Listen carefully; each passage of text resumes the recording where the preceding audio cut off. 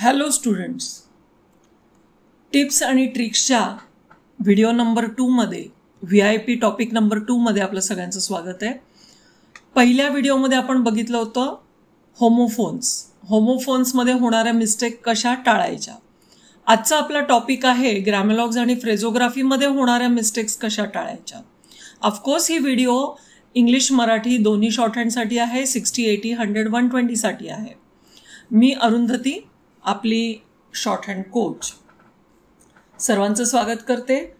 माझी ओळख मागच्या लेक्चरमध्ये झालेलीच आहे, पुन्हा देण्याची गरज नाही आहे. आपण डायरेक्ट ग्रॅमेलॉग्स आणि फ्रेझोग्राफीला सुरुवात करूया. ग्रॅमेलॉगचं डेफिनेशन सगळ्यांना माहितीच आहे, पण ग्रॅमेलॉग्स म्हणजे काय तर वारंवार इंग्रजी किंवा मराठी विषयामध्ये येणारे शब्द की ज्यांच्यासाठी एक खास शॉर्ट फॉर्म्स तयार करून दिलेले नेमलेले शब्द आहेत, ते जसेच्या तसे आपल्याला प्रॅक्टिस करून वापरायचे आहेत, ज्याच्यामध्ये फोनोटिकली आउटलाईन तयार करायच्या नाही आहेत. हे सर्वांना माहिती आहे. त्यानंतर एकापेक्षा जास्त ग्रॅमेलॉग्स किंवा शब्द एकत्र आल्यानंतर होते ती फ्रेझोग्राफी एकत्र एवढ्या शब्दांना लिहिल्यामुळे पेन किंवा पेन्सिल उचलण्याचा वेळ जो जातो तो कमी होतो आणि आपला स्पीड वाढतो. त्यामुळे या दोन्ही गोष्टींना आपण महत्त्व दिलं पाहिजे. आता नक्की ह्या दोघांचा रोल किंवा ह्यांचं इम्पॉर्टन्स काय आहे, नक्की ग्रॅमेलॉगचा रोल काय आहे, भूमिका काय आहे, किंवा फ्रेझोग्राफीची भूमिका काय आहे आणि त्याचं इम्पॉर्टन्स किती आहे ते बघूया. एक उदाहरण घेऊया मित्रांनो. समजा एखादा मूवी आहे आणि त्याचं नाव आहे शॉर्ट हँड. तर त्या शॉर्ट हँड नावाच्या मूवीमधला हिरो जर कोणी असेल तर ते आहेत ग्रॅमेलॉग्स आणि फ्रेझोग्राफी. बघा, कुठल्याही पिक्चरमध्ये किंवा सिनेमामध्ये जास्तीचं वेटेज किंवा फुटेज कुणाला मिळतं? एकदम हिरो हिरोईन किंवा विलन, कधी कधी साईड हिरो, यांना जास्त महत्त्व असतं आणि बाकी सगळे कमी याच्यामध्ये असतात. सेम एक्झॅक्टली आपल्या शॉर्ट हँडच्या बाबतीत आहे. आपलं मोर दॅन 75% शॉर्ट हँड हे ग्रॅमेलॉग्स आणि फ्रेझोग्राफीनी भरलेलं आहे, कारण इंग्रजी भाषेची किंवा मराठी भाषेची रचनाच तशी आहे. डेलीच्या वापरातल्या सतत वापरल्या जाणाऱ्या शब्दांनाच आपण ग्रॅमेलॉग्स आणि फ्रेझोग्राफीमध्ये घेतलेलं आहे. ओके, म्हणजे आता तुम्हाला त्यांची भूमिका कळली काय आहे, ते मेन रोल आहेत. आता इम्पॉर्टन्स कसा द्यायचा आहे, कुणाला द्यायचा आहे, एक उदाहरणासह समजून सांगते तुम्हाला. Importance, to whom we will give importance, आपण कुणाला महत्त्व देणार आहोत. Who wants more attention, कुणाला जास्त अटेन्शन हवंय. या दोन प्रश्नांची उत्तरं आहेत का तुमच्याकडे?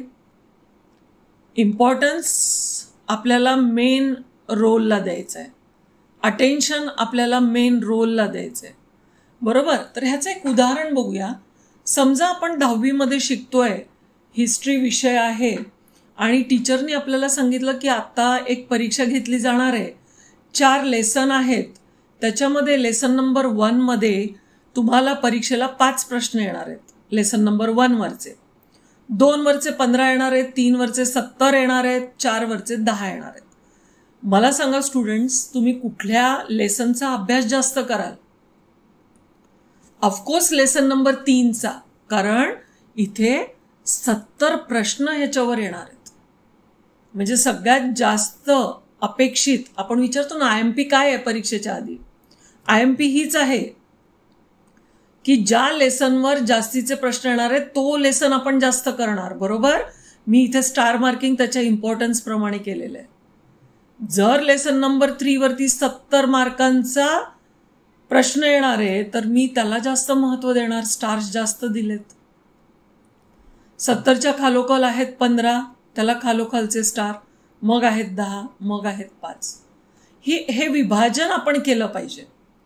तर आपल्याला हेच करायचं आहे की आपल्याला एक कॅल्क्युलेशन करायचं आहे. पुढच्या स्लाईडमध्ये आपण बघूया. होप सो हे तुम्हाला क्लिअर झालं असेल. आता जे आपण आत्ता बघितलं की इम्पॉर्टन्स कुणाला द्यायचा, तर कुणाला इम्पॉर्टन्स द्यायचा ह्याचं गणित तुमच्याकडे तयार आहे का, त्याचं कॅल्क्युलेशन तुम्ही केलेलं आहे का? नसेल केलेलं आपण आत्ता करूया. आता तुम्हाला स्क्रीनवरती 2 टेबल्स दिसतात आहेत. सगळ्यात आधी डाव्या बाजूच्या टेबलकडे बघूया. 60 वर्ड्स पर मिनिट असं धरून चालूया. जे कोणी 80-100ला आहे तुम्ही त्या पद्धतीने त्याचं कॅल्क्युलेशन करा, तुमचं कॅल्क्युलेशन वेगळं येईल. तर 60 वर्ड्स पर मिनिट प्रमाणे 4 मिनिटाचं आपण डिक्टेशन घेतो. म्हणजे एका पॅसेजमध्ये आपले शब्द असतात 240 शब्द. लक्षात येत आहे? 240 शब्द आपण लिहितो. म्हणजे जर 100च्या कॅटेगरीमध्ये टाकायचे झाले तर 100 इथे उरलेले 40 इथे, असं मी त्याचं बायफर्गेशन केलंय. 240 होतात ते टोटल. आता प्रत्येक 100 मागे तुमचे ग्रॅमेलॉक्स फ्रेझोग्राफी किती आहेत? 70 असणार आहेत. कळतंय? म्हणजे 70% तुमच्या पॅसेजमधला भाग हा ग्रॅमेलॉक्स फ्रेझोग्राफीचा असतो. आणि उरलेले जे शब्द आहेत जनरल शब्द ते 30 असतात. म्हणजे ह्या 100चं बायफर्गेशन केलं तर 70 शब्द वारंवार येणारे आणि 30 क्वचित येणारे. असं करून ह्यांचा आपण जर टोटल बघितला तर 240 मधले 160 शब्द वारंवार येणारे आहेत आणि 80 शब्द हे क्वचित येणारे आहेत. तर मला सांगा सगळ्यात जास्त जागा कुणी घेतलेली आहे? आता ते बघूया आपण इकडे. Weightage according to importance. मग इम्पॉर्टंट काय आहे? हे आहे ना. मग आता इथे टाईप ऑफ वर्ड्समध्ये मी वर्ड्सचं पण बायफर्गेशन केलेलं आहे की 240 वर्ड्समध्ये कुठल्या कुठल्या प्रकारचे शब्द येणार आहेत. तर सगळ्यात आधी तर ग्रॅमेलॉक्स आणि फ्रेझोग्राफी असते. नंतर नॉर्मल आणि इझीवाले शब्द असतात. तर तुम्ही म्हणाल त्याचं उदाहरण एखादं द्याल का? तर आपण घेऊया पेड, टेप, बिल, पुल. म्हणजे छोटे छोटे शब्द, इझी शब्द. बरोबर? ते झाले नॉर्मल इझी. आता समजा तुम्ही मीडियम टाईपचे कुठले शब्द आहेत असं म्हणाल तर स्वतः आपण शब्द घेऊया. मीडियम आहे, इम्पॉर्टन्स आहे, वेटेज आहे. बरोबर ना? तर असे शब्द आपण मीडियम म्हणून घेऊया. हार्ड आणि बिग शब्द काय? व्होकेशनल आहे, इंडस्ट्रियलायझेशन आहे की जे खूप क्वचित आपण वापरतो. एज्युकेशनल आहे. तर असं पूर्ण तुमच्या शब्दांची आपण काय केली? फोड केली. मग सगळ्यात जास्त येणारे कुठले आहेत? ते आपल्या रेडमध्ये, रेड झोनमध्ये, की जिथे आपण खूप कमी यांच्याकडे बघतो, यांच्याकडे खूप कमी लक्ष दिलं जातं. ते इम्पॉर्टन्स त्यांना द्यायची गरज आहे कारण ते सगळ्यात जास्त आहेत. मग 100 मागे 70 तर 240 मागे 160. हा फक्त एका पॅसेजचा आपण हिशोब करतोय. आलं लक्षात? तर नॉर्मल आणि इझी शब्द 40 येतील, मीडियम प्रकारचे शब्द 27 येतील, हार्ड आणि बिग 13 येतील. म्हणजे आपल्याला चांगल्या मार्कांनी पास व्हायला काहीच हरकत नाहीये. फक्त त्याच्यामागे एकच कारण आहे की ज्याच्याकडे जास्त लक्ष द्यायला पाहिजे त्याला आपण दुर्लक्षित केलेलं आहे. लक्षात येते? तर ह्याच्याकडे जास्त लक्ष द्या. नॉर्मल इझी शब्द हे करा. मीडियम आणि हार्ड हे शब्द कमी असले तरी डिक्टेशनच्या वेळेस शॉर्ट मेमरीमध्ये ठेवूनही आपण त्याला वापरू शकतो जरी ते लिहिता नाही आले तरी. ठीक आहे? माझ्या प्रत्येक सेंटेन्समध्ये तुम्हाला छोट्या छोट्या टिप्स मिळणार आहेत, त्यामुळे नीट ऐकत राहा.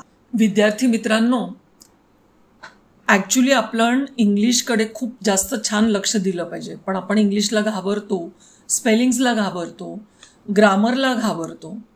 त्यामुळे आपण पाहिजे तसं लक्ष शॉर्ट हँडकडे पण केंद्रित करू शकत नाही. हरकत नाही. बघूया पुढचा आपला हा प्रेपोजिशनचा भाग. प्रेपोजिशन म्हणजे काय? तर प्रेपोजिशन असे शब्द आहेत की जे तुम्हाला नेहमी डिरेक्शन, लोकेशन, टाईम आणि मेथड हे सुचवतात. बरोबर आहे. आणि ते प्रेपोजिशन्स हे इंग्रजीमध्ये वारंवार येतात. जसे आपले ग्रॅमेलॉग्स वारंवार येतात तसेच प्रेपोजिशन्स इंग्रजी भाषेमध्ये वारंवार येतात. आता ह्यांचा काही संबंध आहे का, तर हो आहे. कसा ते बघूया. त्याच्या आधी प्रेपोजिशनचे आपण एक्झाम्पल्स बघूया. इथे दिलेले आहेत. To, from, at, in, on, of, by, with, for, over असे अजून भरपूर आहेत प्रेपोजिशन्स. सगळेच प्रेपोजिशन्स ग्रॅमेलॉग्स नाही आहेत मित्रांनो, पण बऱ्यापैकी प्रेपोजिशन्स हे ग्रॅमेलॉग्समध्ये आहेत. जे नाही आहेत त्यांना तुम्ही स्वतःच्या आउटलाईन्स बिनधास्त तयार करू शकता. एक आउटलाईन तयार करायची आणि त्याला ती असाइन करून आपण लक्षात ठेवायची. आता व्हॉट आर ग्रॅमेलॉग्स तुम्हाला सगळ्यांनाच माहिती आहे, पण त्याच्यातले many of which are prepositions. मग या प्रेपोजिशन्सकडे पण आपल्याला लक्ष देणं महत्त्वाचं आहे. They help in writing faster and more efficiently. डिक्टेशनच्या वेळेस ते आपल्याला फास्ट लिहिण्यासाठी मदत होते. प्रेपोजिशनकडे लक्ष दिल्याने ते ग्रॅमेलॉग्समध्ये आहेत, जास्त वेळेला येतात, त्यामुळे त्यांच्याकडे लक्ष देणं खूप गरजेचं आहे. आता बघूया की का इम्पॉर्टंट आहेत. प्रेपोजिशन्स आर यूज फ्रिक्वेंटली, आत्ताच सांगितल्याप्रमाणे प्रत्येक वाक्यात. Writing their full outline, slow down dictation. Full आउटलाईनमध्ये लिहू नका प्रेपोजिशन्स, शॉर्टमध्येच लिहा. Pitman short and simplifies this by assigning short symbols. आपल्याकडून डॉट्स, डॅश आणि स्ट्रोकच्या माध्यमातून आपण त्यांना असाइन केलेले आहेत. Using grammalogues for preposition saves time, effort आणि स्पेस. त्यांचा खरोखर विचार करा आणि त्या पद्धतीने प्रेपोजिशन्स इन ग्रॅमेलॉग्स लक्षात ठेवा. आता सगळ्यात महत्त्वाचा पार्ट की आपण दोन मोठ्या चुका करतो. काय चुका करतो की निग्लिजन्स. इथे दोन टॉपिक दिलेले आहेत, one is to right, one is to left. पहिला पॉइंट बघूया, निग्लिजन्स. काय निग्लेक्ट करतोय आपण की 100मध्ये जर 70% भाग हा ग्रॅमेलॉग्स आणि फ्रेझोग्राफीनी व्यापला असेल तर आपण त्याला तेवढा फोकस देतोय का, तर नाही. तुम्हाला एक जस्ट एक्झाम्पल दिलेले हे 100 शब्द, त्याच्यामध्ये बघाल तुम्ही किती ग्रॅमेलॉग्स आहेत. लक्षात येत आहेत, ह्याच्यावरून तुम्हाला कळेल. हा पॅसेज तुम्ही ट्रान्सलेट पण करू शकता. आता जर 100तला 70% भाग जर ग्रॅमेलॉग्स आणि फ्रेझोग्राफीनी घेतला असेल आणि आपण त्याच्याकडे निग्लिजन्स करत असो तर ती आपली बिगेस्ट मिस्टेक आहे मित्रांनो. हा झाला पहिला मुद्दा. दुसरा, रिपिटेशन ऑफ ग्रॅमेलॉग्स किंवा फ्रेझोग्राफी. तुम्हाला माहिती आहे आपण निग्लेक्ट करतो ग्रॅमेलॉग्स फ्रेझोग्राफीकडे, त्यामुळे काय होतं, शक्यतो ऑफ, टू ह्या सिमिलर काइंड ऑफ ग्रॅमेलॉग्समध्ये खूप त्रास होतो. टू जसं होमोफोनमध्ये पण सांगितलं होतं. तर तिथे अर्थ अभिप्रेत एक असतो, आपण लिहितो वेगळं, आणि एका 100 मागे म्हणजे 100च्या मागे जर 10 वेळा एकच ग्रॅमेलॉग्स रिपीट होत असेल ना आणि आपल्याला तो येत नसेल तर तो आपली 10 वेळेला मिस्टेक ठरते. म्हणजेच आता ह्या 100मध्ये टू किती वेळा आलेला आहे, इथे पण 100 शब्द आहेत. तुम्ही बघाल टू हा 10 ते 12 वेळेला आलेला आहे. आणि जर मला टू नीट काढता येत नसेल किंवा प्रत्येक वेळी मी त्याला वेगळ्या वेगळ्या टू लिहित असेल तर माझ्या किती वेळेला मिस्टेक होणार आहेत. हा रिपिटेशनचा पार्ट आहे ना, हा खूप महत्त्वाचा आहे. तसंच एखादा शब्द, नॉर्मलमधला शब्द जो ग्रॅमेलॉग्स फ्रेझोग्राफी नाही आहे, पण तो लिहिताना मला त्रास होतो, मला येतच नाही किंवा मी तो मिसरीड करते आणि तो त्या पूर्ण पॅसेजमध्ये 10 वेळा 12 वेळा आलेला आहे, तर माझ्या तेवढ्या वेळेला त्याच्या मिस्टेक होणार आहेत.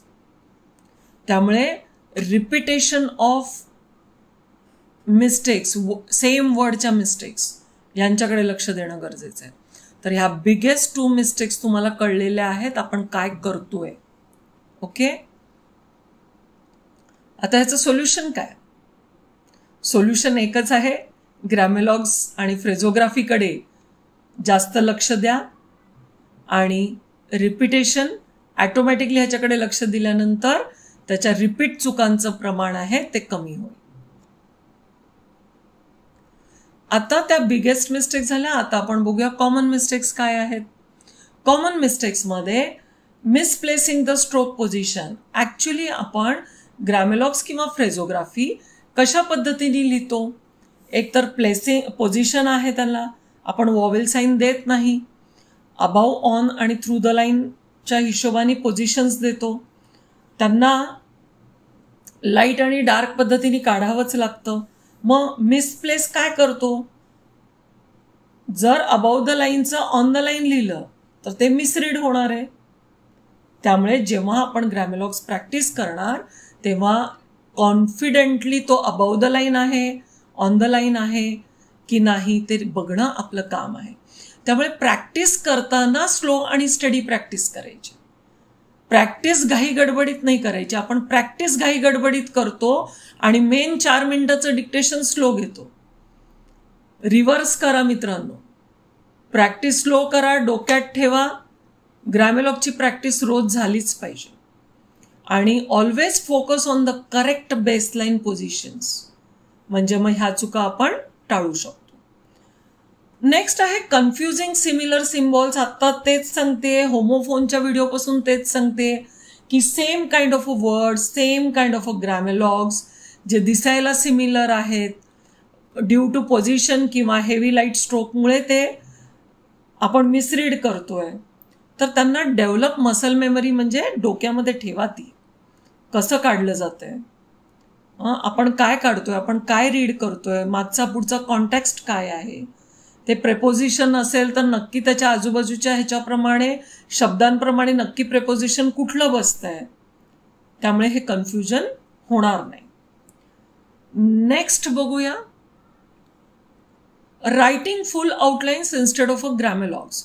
ग्रॅमेलॉग्समध्ये आपल्याला शॉर्ट फॉर्म लोगोग्राम्स दिलेले आहेत ना, शॉर्ट फॉर्म काढायला असाइन केलेले आहेत. कशासाठी त्याला फुल फॉर्ममध्ये काढायचं आहे. प्रनाऊन्सिएशन करून त्याचं बायफर्गेशन करून आपण जसा एखादा वर्ड तयार करतो, डॉट, डॅश, वॉवेल कुठले आहेत ते देतो. एवढा पूर्ण मोठा काढायची गरजच नाही आहे.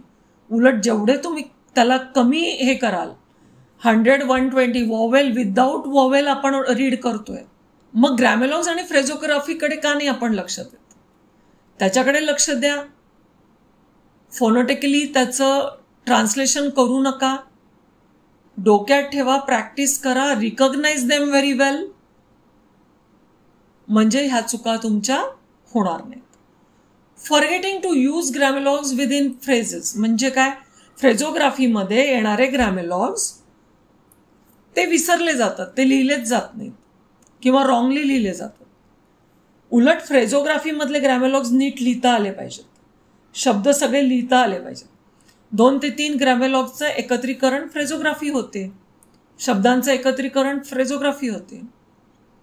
त्यांना जॉईंटली कसं लिहायचं एका दमात ह्याची प्रॅक्टिस करा. ते सेपरेट लिहू नका. इथे तुमचा वेळ वाचणार आहे. तोच वेळ तुमचा कामाला येईल पुढच्या एखाद्या शब्दासाठी की ज्यातला थोडासा वेळ लागेल, कठीण असेल शब्द तो लिहायला, त्याच्यासाठी तो वेळ तुम्हाला वापरता येईल. रायटिंग ग्रॅमेलॉग्स टू लाईटली किंवा हेवीली. आयदर तुम्ही तो लाईट काढताय, लाईट असेल तर डार्क काढताय, डार्क असेल तर लाईट काढताय. ह्यामुळे कन्फ्युजन होतं. त्यामुळे तुमच्या ह्या मिस्टेक्स होऊ शकतात. तर तुम्हाला ग्रॅमेलॉग्स प्रॅक्टिस करताना ह्या सगळ्या गोष्टींचा विचार करायचा. ह्या सगळ्या गोष्टी लक्षात ठेवायच्या. स्किपिंग आणि adding, skipping the words, adding the words किंवा ग्रॅमेलॉग्स हा तर एक मोठा प्रॉब्लेम आहे. तर ह्या मोठ्या प्रॉब्लेमला कसं ओव्हरकम करायचं मला वाटतं त्याच्यावर एक व्हिडिओ करायला लागेल. तर शक्यतो सध्या फक्त स्वतःवर कंट्रोल ठेवा की स्वतःला वाटेल ते शब्द उगाचच मध्ये मध्ये ॲड करू नका. आणि स्किप झालेले एक वेळ चालतील पण ॲड करू नका. अशा पद्धतीने आपण आत्तापर्यंत 8 ते 9 वेगळ्या वेगळ्या प्रकारच्या मिस्टेकवर चर्चा केली. आता पुढे अजून एक मोठा पार्ट आहे की जिथे थोडंसं आपलं दुर्लक्ष, थोडंसं नाही जरा जास्तच दुर्लक्ष होतं असं मला वाटतं. सगळे जर माझ्याबरोबर ॲग्री असतील तर, विशेष करून टीचर्स. ग्रॅमेलॉग्समध्ये ना वॉवेल आणि डिप्थॉंग साईनवरचे बेस्ट काही ग्रॅमेलॉग्स आहेत ज्यांच्याकडे खूप दुर्लक्ष होतं, कारण ते एकदम छोटे छोटे आहेत. डॉट्स आहेत, डॅश आहेत, स्पेशली ए आणि द कुठे वापरायचं हे आपल्याला कळत नाही. त्यानंतर डिप्थॉंग साईनचे काही आपल्याकडे ग्रॅमेलॉग्स आहेत. तर these signs are very tiny and mostly we do the mistakes here. मग आता ह्याच्यावर काय उपाय आहे? काही नाही. रेफर करा ओल्ड कोर्सचं page number 292 at the end. तिथे ते दिलेले आहेत. तसेच्या तसे ते प्रॅक्टिस करा, खूप प्रॅक्टिस करा. सगळ्यात जास्त चुका ह्यांच्यावर होतात, वॉवेल आणि डिप्थॉंग साईन्सवरती. आणि सगळ्यात जास्त म्हणजे त्या 70% पण सगळ्यात जास्त येणारे शब्द ह्यांच्यामध्ये आहेत. डिप्थॉंगमध्ये तर बऱ्याच वेळेला व्हेन, व्हॉट, वुड, विथ ह्या चौघांमध्ये तर एकदम गोंधळ माजलेला असतो. काहीतरी स्वतःशी खुणगाट ठरवा आणि ते शब्द प्रॉपर लक्षात ठेवा.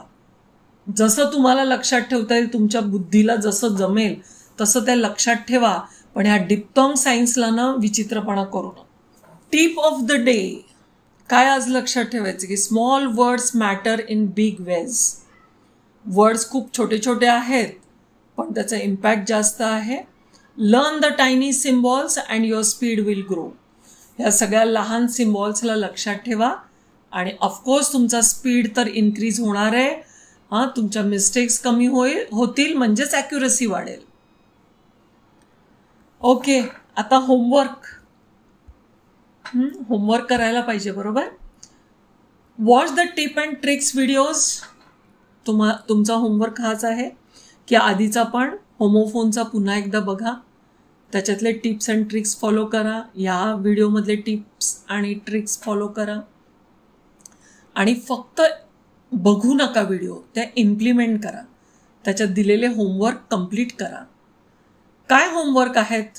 होमोफोनसाठी मी तुम्हाला PDF दिल्या होत्या करायला, त्या तुम्ही केल्या असतीलच. नसतील केल्या तर त्याच्या डिस्क्रिप्शन बॉक्समध्ये मी PDF दिलेल्या आहेत, त्या डाउनलोड करा, सॉल्व करा, टीचर्सकडून चेक करून घ्या. Take dictations from my YouTube channel for better practice. Channel link, सगळ्या links, grammalogues, phraseography, advance phraseography. Advance फ्रेझोग्राफीमध्ये पण त्याच्यामध्ये येते. मराठीसाठी कायमचे शब्दचिन्हांची व्हिडिओ मी अजून बनवली नाही आहे. लवकरच 1 ते 2 दिवसामध्ये ती तुम्हाला अवेलेबल करून देते. चॅनल लिंकमध्ये तुम्हाला ती दिसेल. तर ह्या सगळ्यांच्या डिस्क्रिप्शन बॉक्समध्ये तुम्हाला लिंक मिळतील. त्यानंतर तुम्हाला येणारे प्रॉब्लेम्स किंवा तुम्हाला अजूनही काही विचारायचं आहे, कशावर तुम्हाला सोल्युशन्स हवे आहेत, तर प्लीज ह्या व्हिडिओच्या कमेंट बॉक्समध्ये तुम्ही जरूर कमेंट करा. अजिबात न घाबरता तुम्हाला काय विचारायचं ते विचारा. तुमच्या सगळ्या प्रश्नांची उत्तरं दिली जातील पुढच्या व्हिडिओमध्ये. मागच्या व्हिडिओमध्ये च्या कमेंटमध्ये एकाने विचारलं होतं की स्पेलिंग मिस्टेक्सवरती आम्ही कसं काम करू. मित्रांनो, इंग्लिश येणं गरजेचं आहे, इंग्लिशचा अभ्यास करणं गरजेचं आहे. चांगल्या यूट्यूब व्हिडिओज बघा कुणाच्या असतील तर इंग्लिशवरती. इंग्लिश सुधारण्याचा प्रयत्न करा. स्पेलिंग मिस्टेक अवॉइड करण्यासाठी त्यांना पाठांतर करा, पण फक्त पाठांतर करू नका, तर त्याच्या अर्थासहित ते लक्षात ठेवा. फोनिक टेक्निक एक आहे, पण ती तुम्हाला इम्प्लिमेंट करण्यासाठी कोणातरी टीचरची गरज लागेल. पण फोनिक्स टेक्निक पण बेस्ट आहे स्पेलिंग्स लक्षात ठेवण्यासाठी आणि मिस्टेक टाळण्यासाठी. जास्तीत जास्त इंग्लिश रीड करा, लर्न करा. तुमचं इंग्लिश ग्रो होऊ देत, मग ॲटोमॅटिकली बऱ्याचशा चुका पण कमी होतील. काय काय बघितलं आपण आत्ताच्या ह्याच्यामध्ये? तर पूर्ण डेफिनेशन्स बघितले, ग्रॅमेलॉग्स, फ्रेझोग्राफीचे, त्यांचा रोल काय आहे, त्याला किती इम्पॉर्टन्स दिला पाहिजे, त्या इम्पॉर्टन्सचं गणित मांडलं होतं आपण. त्या गणिताप्रमाणे कुणाला जास्त महत्त्व द्यायचं, तर त्याचं उत्तर आलं होतं ग्रॅमेलॉग्स आणि फ्रेझोग्राफीला जास्त महत्त्व दिलं पाहिजे. प्रेपोजिशनचा पण त्याच्यात काय रोल आहे ते आपल्याला कळलं. आपण कशा चुका करतोय ते कळलं. आपण रिपीटेडली एकाच शब्दाच्या किती वेळा चुका करतोय ते कळलं. आणि त्याच्यावरचे सोल्युशन्स पण मी ह्या व्हिडिओमध्ये तुम्हाला दिलेले आहेत. आता कशा पद्धतीने प्रॅक्टिस कराल, तर मी सांगितल्याप्रमाणे डिस्क्रिप्शन बॉक्समध्ये सगळ्याच्या लिंक्स आहेत. पण डायरेक्टली टेस्ट देऊ नका. आधी रोज 3 लाईन ग्रॅमेलॉग्स, फ्रेझोग्राफी, ॲडव्हान्स फ्रेझोग्राफी प्रॅक्टिस करा. 3 लाईन प्रत्येकी प्रॅक्टिस करा आणि मग माझ्या व्हिडिओमधून डिक्टेशन्स घ्या. डिक्टेशन स्लो पेसमध्ये आहे, म्हणजे कमी गतीने आहे. तर ज्यांना 100-120ला ते स्लो वाटत असेल तर तुम्ही स्पीड जो आहे व्हिडिओचा तो स्पीड थोडासा वाढवून घ्या. 1.25, 1.50 जसा तुम्हाला ॲडजस्ट होतोय तसा, म्हणजे ते तुमच्यासाठी फास्ट होईल. 60वाल्यांनी आहे तसंच ठेवायला हरकत नाही. तर अशा पद्धतीने रोज ग्रॅमेलॉग्स, फ्रेझोग्राफी, ॲडव्हान्स फ्रेझोग्राफीचं डिक्टेशन घ्या, म्हणजे तुमच्या होणाऱ्या ह्या सगळ्या मिस्टेक्स तुम्हाला टाळता येतील. मला वाटतं तुमच्या बऱ्याचशा शंकांचं निरसन मी केलेलं असेल. काही चुकून राहिलं असेल तर नक्की मला आठवण करून द्या. पुढच्या व्हिडिओमध्ये सुरुवातीला आपण नक्की त्याचा आधी निरसन करून घेऊया. ऑफकोर्स माझं चॅनल आवडत असेल तर शेअर करा, लाईक करा, सबस्क्राईब करा, खूप खूप अभ्यास करा आणि येणाऱ्या परीक्षेसाठी तयार राहा. Thank you students.